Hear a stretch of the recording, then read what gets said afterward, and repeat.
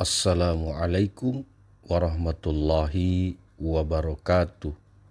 Selamat berjumpa kembali teman-teman semuanya. Saka Tatal adalah mantan terpidana kasus Vina Cirebon mengajukan peninjauan kembali. Dukungan terhadap Saka pun mengalir deras. Terlihat dari puluhan warga yang mendatangi Pengadilan Negeri Cirebon pada hari Rabu tanggal 24 Juli 2024. Teman-teman Saka yang turut datang terlihat membentangkan spanduk-spanduk di depan pintu masuk pengadilan sebagai bentuk dukungan kepada Saka Tatal. Sidang PK ini turut dihadiri tim pengacara Peggy Setiawan, yakni Tony RM, Sugianti Irianti, dan beberapa orang lainnya. Mereka datang untuk memberi dukungan moral kepada Saka Tatal. Di sela-sela sidang Pengadilan Negeri Cirebon, kuasa hukum Saka, yakni Farhad Abbas dan Krisnamurti, memberikan penjelasan terkait novum atau bukti baru untuk pengajuan PK. Salah satu novum yang dibacakan mengenai penjelasan soal kecelakaan lalu lintas, pernyataan Liga Akbar, hingga soal dugaan penyiksaan. Pihak Saka meminta kepada pengadilan untuk membatalkan putusan Mahkamah Agung RI nomor 2607K/Pitsus/2016 junto putusan nomor 50/Pitsus Anak/2016 PT Bandung Junto putusan nomor 16/Pitsus Anak/2016 di Pengadilan Negeri Cirebon.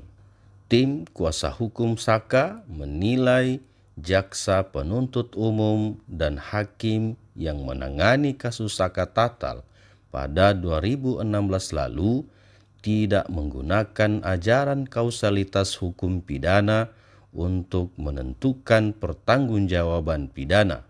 Pasalnya, berdasarkan fakta hukum, Saka Tatal bin Bagja tidak ikut terlibat pada pengeroyokan di tempat kejadian peristiwa, yakni sebuah tanah kosong dekat showroom dekat SMP 11 Jalan Perjuangan. Sehingga tim hukum menyimpulkan Saka tidak terlibat pembunuhan Vina ataupun Eki. Tim kuasa hukum juga menilai jaksa dan hakim tidak menerapkan diversi atau pengalihan proses pada sistem penyelesaian perkara anak yang panjang dan sangat kaku terhadap Saka Tatal. Hakim Ketua Pengadilan Negeri Cirebon, Rizka Yunia, menyebutkan bahwa upaya peninjauan kembali yang diajukan pihak pemohon Saka Tatal bakal diputuskan oleh Mahkamah Agung setelah proses persidangan di Cirebon, Jawa Barat dirampungkan. Sidang hari ini dimulai dengan pembacaan memori PK dari tim kuasa hukum Saka Tatal. Rizka menjelaskan bahwa Pengadilan Negeri Cirebon hanya menerima berkas pengajuan PK, termasuk bukti baru atau novum yang sudah diajukan tim kuasa hukum Saka Tatal pada 8 Juli 2024. Setelah berkas ini diterima, pihaknya kemudian langsung menggelar sidang perdana dengan agenda pembacaan memori PK oleh tim kuasa hukum pemohon. Rizka juga menyebutkan proses sidang tersebut berjalan lancar, yakni kuasa hukum dari Saka Tatal dapat menyampaikan memori PK yang tercantum pada 55 lembar dokumen milik pemohon.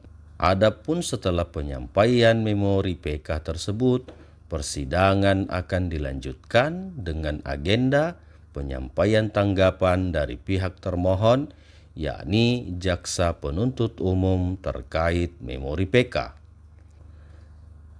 Sidang tersebut oleh Ketua Majelis Hakim beserta Galuh Rahma Esti dan Justisia Permatasari sebagai hakim anggota dan dipimpin oleh Rizka Yunia sebagai hakim ketua. Mantan terpidana kasus pembunuhan Vina dan Eki ini memohon agar nama baiknya dipulihkan, mengembalikan dan merehabilitasi nama baik Saka Tatal secara memulihkan hak, kedudukan, harkat, dan martabatnya. Kuasa hukum menilai bahwa vonis Saka Tatal pada 8 tahun silam merupakan suatu kekeliruan dan kehilafan hakim. Mengadili kembali menyatakan atas nama Saka Tatal bin Bagja dinyatakan bebas atas segala tuntutan hukum. Sidang PK Saka Tatal dibuka secara umum dan terbatas. Saka Tatal hadir langsung dalam sidang dan didampingi oleh tim kuasa hukumnya. Kuasa hukum dari Saka Tatal yakin akan dikabulkan pengajuan kembali oleh hakim. Dalam ucapannya disampaikan bahwa saya punya keyakinan PK Saka Tatal akan dikabulkan. Tidak pernah ada pembunuhan dan pemerkosaan seperti yang tertuang dalam putusan di 2016 sampai 2027. Sebelum menjelang sidang PK, Saka Tatal mengaku sangat siap menghadapi persidangan. Ia menegaskan akan membuktikan bahwa dirinya tidak bersalah dalam kasus tewasnya Vina dan Eki di Cirebon pada 2016 silam. Saka menuturkan mendapat banyak dukungan dari keluarga, teman, hingga warganet untuk mendapatkan keadilan. Dalam komentarnya, Saka Tatal menyampaikan bahwa kenapa dia terus berjuang karena Saka tidak pernah melakukan apapun yang dituduhkan. Inilah profil dari Rizka Yunia, adalah seorang hakim yang bertugas di Pengadilan Negeri Cirebon sejak tahun 2021.